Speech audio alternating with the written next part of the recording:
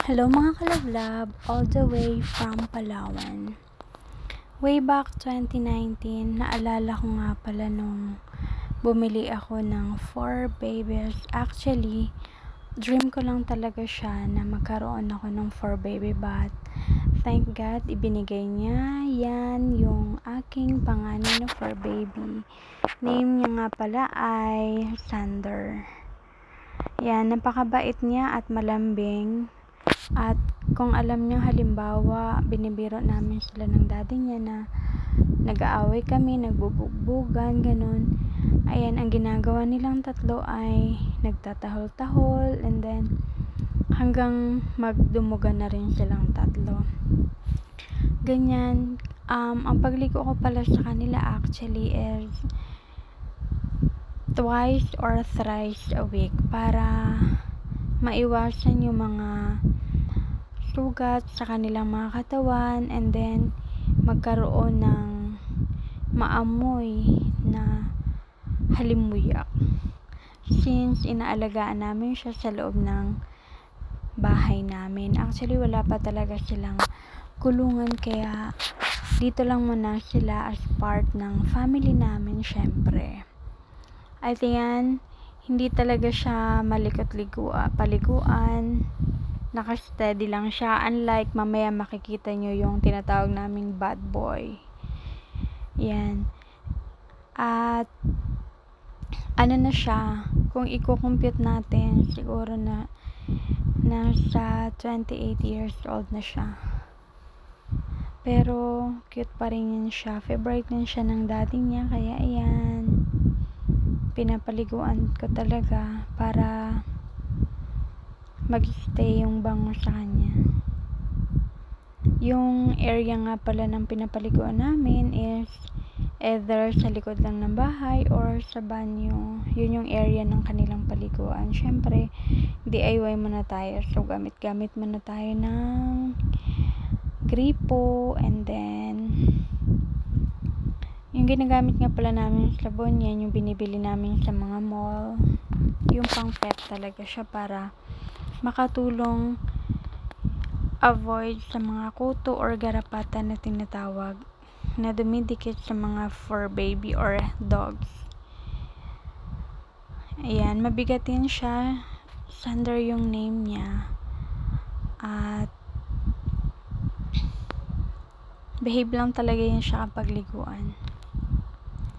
Actually, matagal talaga yan sila liguan kasi nga gusto ko talaga malinis, mabango, ganon. Twice ko pa yan nilalagyan ng sabon, or else once sachet yung nauubos nilang shampoo. And then yan din yung for parent ng aking mga babies. Actually, pangalawang generation na sila. Nakatulong rin sa aming financial needs at nakatulong rin sa pangailangan nila sa pagkain, pambili ng vitamins kapag inaabot ng sakit. Pero mini-maintain namin yung pagkain nila ay hinahaluan namin ng gulay. Actually, vegetarian talaga yan sila. Hindi namin pinapakain ng actually pinapakain din namin, pero bihira lang. Yung sa pouch lang siya ng karne, yung ulam talaga nila. Pero sana yung mga fur babies ko na kumain ng vegetables, fruits, na yung pwede lang naman sa kanila. Ayan. Nakakamiss talaga yung mga kapag ka may alaga ka mga ganyan, lalo na pag malayo, syempre, and then pag uwi mo ng bahay, sa lubong, and then didila-dilaan ka nila as part ng ganun yung kanilang love language, na namimiss ka nila, ganun, love ka nila. Ayan, tinatawanan nga namin yan kapag binibigyan namin ng pagkain, like yung bread, kasi pwede naman sa kanila, pinapatayo-tayo namin, ayun, enjoy naman sila. Natatawa kami kay Sandra kasi nga sa tuwing binibigyan namin siya, hindi niya talaga kaya yung katawan niya kasi nga mabigat talaga siya. Malaki talaga siya among our 4 babies. Siya talaga yung pinakamabigat. Although, siya yung pinakapanganay, siya yung aming yung pinaka original na baby talaga kasi nga siya yung pinaka first for baby namin since 2019. So until now nagpapababy rin siya, nagpapababy din siya kapag hindi pinapansin, ganyan. At nagtatampo rin, matampuhin din pala yung alaga namin na to. Kapag hindi mo siya, halimbawa, matagal kayo nakita and then hindi mo siya pinapansin, kumakain siya ng late siya kumain, ganyan, or else kailangan mo pa siyang amuin para kumain siya ng dogs. Yan. Minsan maarte din naman yan sila kumakain ng dog food kapag yung gutom na talaga. Pero pag pinilit mo at walang ulam, hindi talaga sila kakain. Pero kapag may ulam, kakain din talaga sila. Yan, ang kulay niya ay brown and white. So far, malapit na rin matapos siya paliguan. Problema lang nga minsan, dumadami yung muta ng mata niya. Hindi namin alam kung anong problem. Napacheck naman pala namin siya before nung time na groom namin silang dalawa ng anak niya. Parang may something problem lang sa mata niya. So, hindi pa namin nabibilihan ng gamot. Yun, dahil inuuna talaga namin yung mga pagkain nila. Pero darating yung time na baka mapapacheck up namin para maiwasan yung paglala ng pagkakaroon ng effect dyan sa mata niya. Hindi pa naman siya malala, actually. So, yan, ang ginagawa ko kapag after mapaliguan, pinipigaan ko yung mga balahibo nila kasi nga, grabe yung tulo ng tubig. Kapag hindi mo pinigaan yan, tutulo yung tubig na mayroon sila dyan sa kanilang mga balahibo. Kaya ang gawa ko, pinipigaan, and then, ginagamitan ko ng towel para matuyo yung kanilang balahibo. So far, after 1 year, ayan na, tapos na siya maligo. Yan. Medyo mahaba na yung kanyang buhok. Mga 2 months, going to 3 months na rin yung kanilang hair na simula nung pinagroom namin. And then one time, pagka may time ako na rin yung nagkakat ng kanilang mga hair para maiwasan yung pagbubuhol-buhol ng kanilang mga balahibo. Ayan. After ko mapaligo sa kanila, inilalagay ko sila sa upuan para hindi sila marumihan sa floor, and nakatutok yung electric fan para mabilis matuyo yung kanilang balahibo. Ayan. So far, yan. Kanina pa siya nagre-reklamo kasi daw ang tagal kong liguan.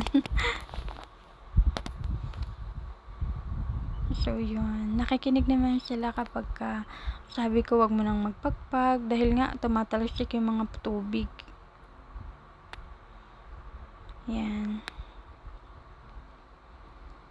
At bubuhatin ko na siya. Syempre, ilalagay ko na siya sa kanyang area. So, ito na naman yung tinatawag naming boy kulit. Sa kanilang 4, sa kanilang 3 na naiwan dito, dahil nga yung isa binigay na namin sa biyanan ko, kaya 3 na lang sila na alaga talaga namin. So, ito yung tinatawag naming bad boy kasi nga grabing kulit.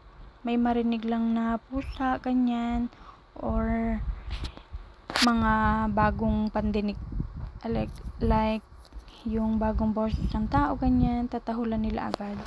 ang gagawin niya yan kapag pumupunta siya sa likod, tinatalon niya yung harang-harang na nilagay namin sa pintuan namin para sa kako na hindi siya pumunta doon. Pero napakakulit, napaka-talented talaga. Gifted among the rest. Tinatalon niya talaga yan yung mga pintuan na may harang kahit napakataas. Kayang-kaya niya. Sabi nga namin, siguro kung tinuruan namin at na-train namin talaga, ang name niya po ay Copper. Matalino talaga siya. Marami siyang alam. Since marami po kami ginagawa, hindi na namin sila, kumbaga, busy na kami sa work, gano'n, nung time na yon, nung maliit pa sila. Kaya hindi namin na-train talaga turuan. Kaya nag-i-invent na lang parang mga tao din. So, kayang-kaya niyang gawin yung mga bagay na napaka-imposible. Akala namin hindi nila kaya.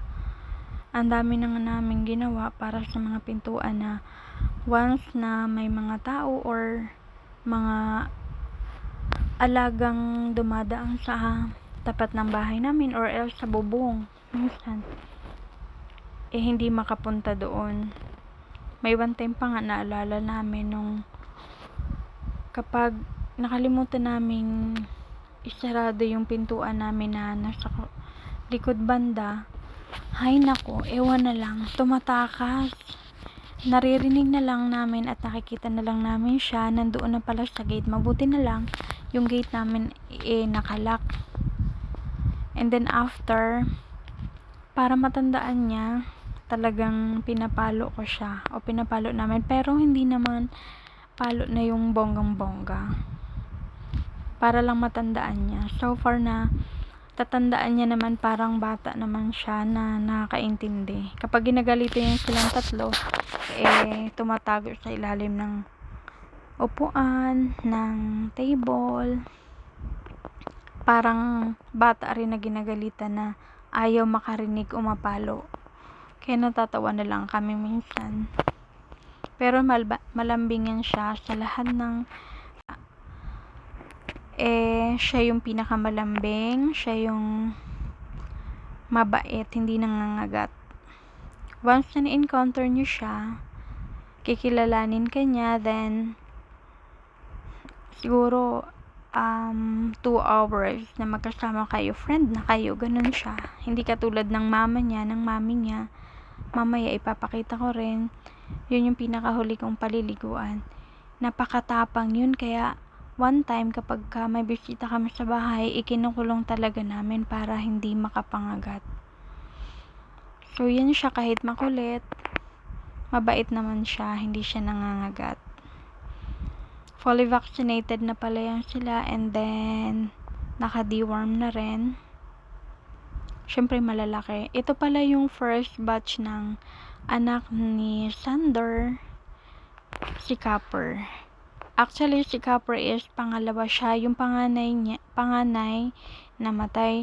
Kasi during nung nagle-labor, yung mama nila is hindi namin alam kung papaano magpaanak or alalayan. One time, yung husband ko wala sa bahay. So, pagdating niya, nakita niya na lang na nagle-labor na pala yung na-stuck yung pinakapanganay nila doon sa mama niya. So, ang ginawa is hinila niya na lang. And then, pagkahila, gumalaw ng konti. And then, a few minutes, parang wala nang hininga yung baby nung time na yan. Nanganak. First time nanganak yung mama nila. So, yun, kasi nga wala kami talagang idea kung paano magpaanak or alalayan yung mga fur mommies. So, yun, nakakalungkot dahil 4 na lang sila. Actually, talaga maano siya, yung mama nila is grabe magbigay ng anak. 5 talaga. Nung first batch, 5. Yung batch ni Copper, 5 talaga sila. And then, yung pangalawa din, 5 rin. Pero, binenta na namin yung second batch ng fur babies. Kasi nga kapag inalagaan namin, kulang na yung space ng bahay namin. At wala pa silang sarili talagang room for them na makapaglaro, ganon. Kumbaga limited pa lang yung space. So praying na pag magkaroon kami ng dream house at maibigay na ni Lord yung dream house sa amin, magkakaroon na sila ng sariling room. So hindi na kami mahihirapan, hindi na rin sila maboboring. Siguro kaya naboboring mga fur babies, no? Kasi nga kumbaga nakakulong lang sila sa isang room. Siguro ganun yung pakiramdam ni Copper, kaya napakakulit niya talaga, gumagawa siya ng paraan para lang makahanap ng way at makalabas. So far, sa hinaba-haba ng aking pagkwento sa pangalawang fur babies na pinapaliguan ko, yun, matatapos na din yung kanyang pagligo. Kung makikita nyo, ang kulit niya talaga yung dyan. Kung napansin nyo kanina, ang kulit niya. Yung the way na bubuhusan ko siya ng tubig, yung ulo niya ililihis niya. Kaya, every time na papaliguan ko talaga siya, hirap na hirap ako sa kanya, compare sa mama at tatay niya. So, yun. Tinatanggalan ko rin siya ng muta kasi nga minsan nagkakaroon na rin siya ng muta, pero okay naman, wala namang sakit so far. Ang ipinapainom nga pala namin na vitamins ay tiki-tiki. So yun lang ang kaya namin pero naman energetic. Kahit napakataas kaya niyang talunin. And vegetarian din pala yun siya. Ang aming Copper na makulit. Yung kulay niya ay kulay ng kanyang mama, white, pure white. Wala siyang brown na mana sa tatay niya. Kaya black and white lang ang color niya. Siya lang din yung fur baby namin na matangkad, mahaba. Hindi nga namin alam kung kanino nagmana. Siguro yung mga mga ninuno niya doon. Char. So yun, pupunasan ko na ulit ng towel nila. Nakasipray talaga yung towel nila para syempre iba sa kanila, iba rin sa mga totoong tao. Charot. Grabing pawis ko na dyan, hindi nyo lang halata actually.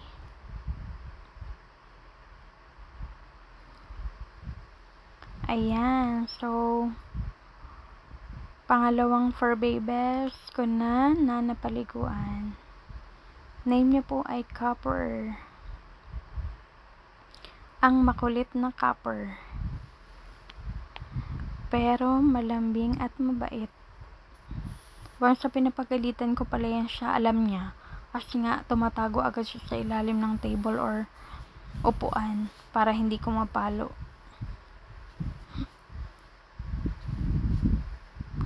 So yun, ilalagay ko na siya sa upuan ulit sa kanilang pwesto para magpatuyo ng kanilang balahibo.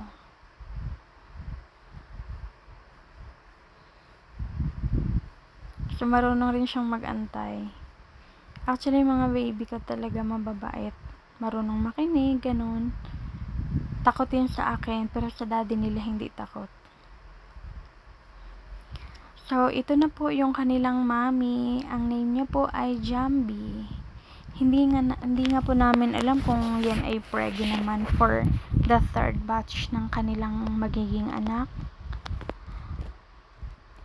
Pero one time na chinek namin yung tiyan niya, parang may nakapa kami doon. Hindi namin sure kung yun ba ay fetus na ng fur baby niya or I don't know. Malalaman na lang natin yun kapag umabot na ng 1 month. Eto, yung mami nila Copper is napakatapang po ito. Pero once na makilala ka niya ng matagal, malambing naman siya.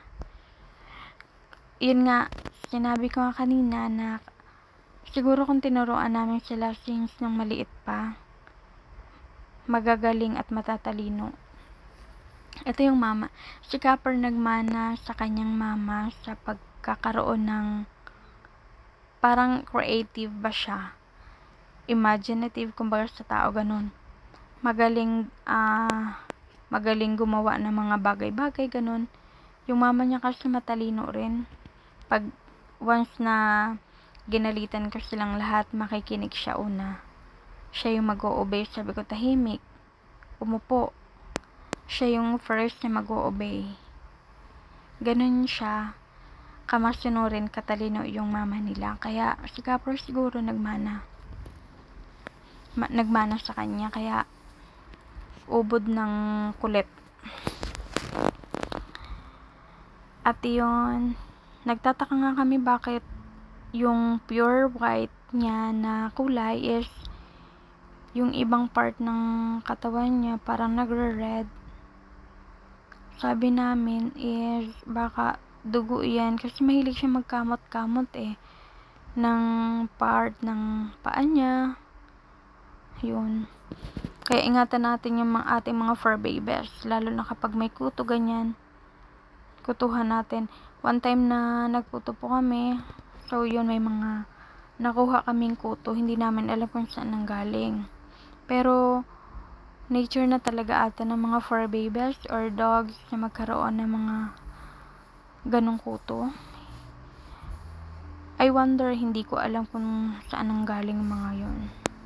Nandito lang naman sila sa bahay, malinis.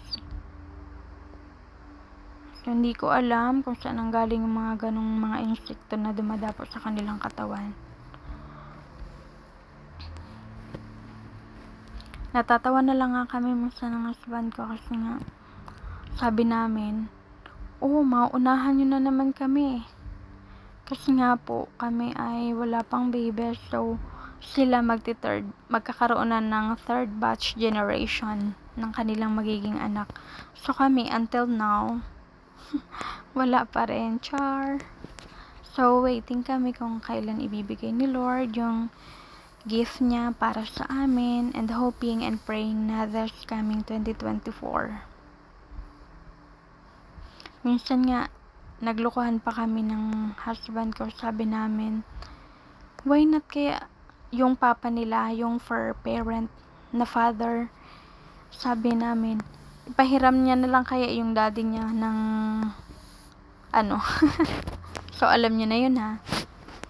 Kasi nga, ang bilis nila magkaroon ng generation, magparami ba ng kanilang mga anak. So, pang third batch na yan, hoping na paregi na siya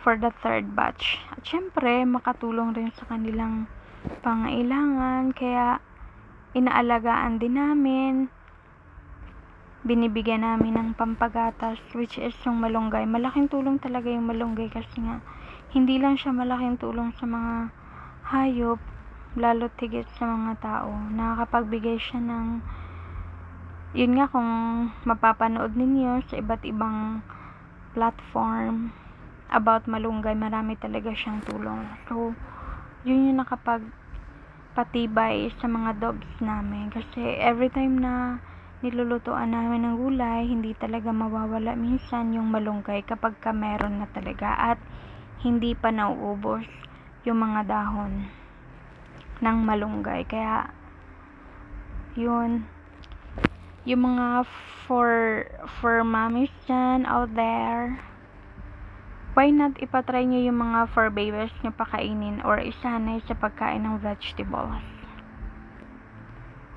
Matutuwa kayo kasi nga yung kanilang mga balahibo healthy, yung kanilang katawan healthy, malayo sa anumang sakit, at laging energetic.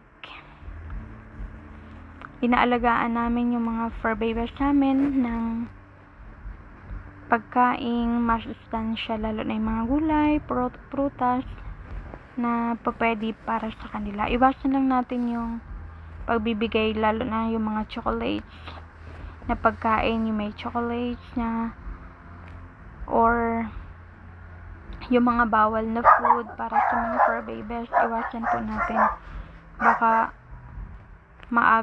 ikakamatay po nila ng maaga. So yun, ang ginagamit, nakalimutan ko nga pala, ang ginagamit kong shampoo para sa kanila is either Guard or Dove.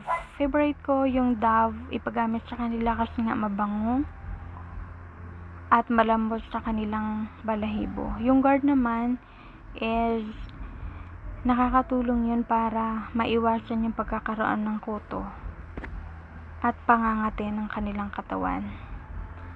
As of our observation, kaya yun po yung aming ginamit. Kapag may time ako na lang din po yung nagugupit ng kanilang balahibo. Kasi nga minsan kapag pupunta ka ng pet shop is linya-linya yung mga fur babies, yung mga dogs doon. So ang hirap lalo na kapag may sakit one of them na nandoon. Mahawaan yung mga babies namin. Kaya minsan kami nila yung gumugupit, kami nila yung nagtitrim ng kanilang mga hair. So yun. Kung makikita ninyo, ang dami niya ng red na color dyan sa kanyang katawan. Gawa ng pagkakamot niya siguro yan. Pero chine-check ko naman kung merong mga kuto. Minsan wala naman, minsan may nakukuha kami. Hindi nga namin alam kung saan yun pumupunta.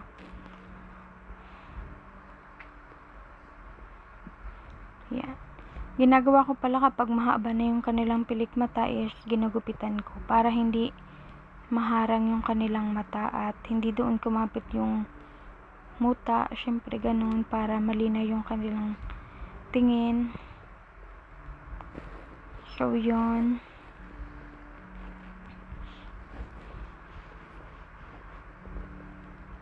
So far okay na ang tatlong fur babies ko. Pinaliguan ko na.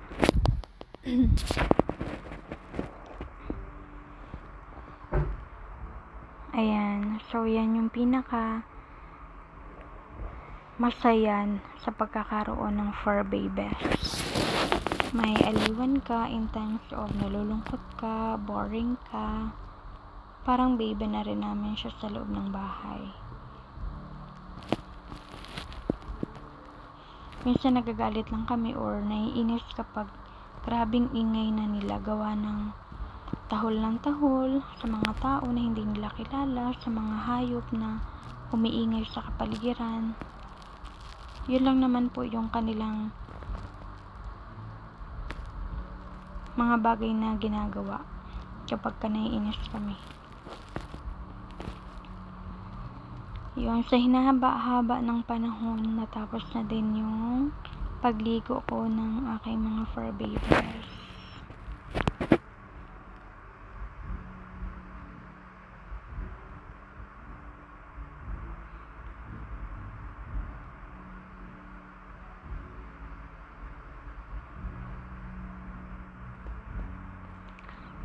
So, yun na nga. Ilalagay ko na siya ulit sa kanyang pwesto kung saan doon ko lagi sila inilalagay para makatutok yung balahibo. So, yun na nga. Kung makikita nyo, nakatutok yung electric fan para matuyo yung kanilang balahibo. Standard po yun yung parents. Ito si Copper, yung panganay. At ito naman yung kanilang mami, si Jambi. So, bye guys. Thank you for watching. Please support always. Be kind.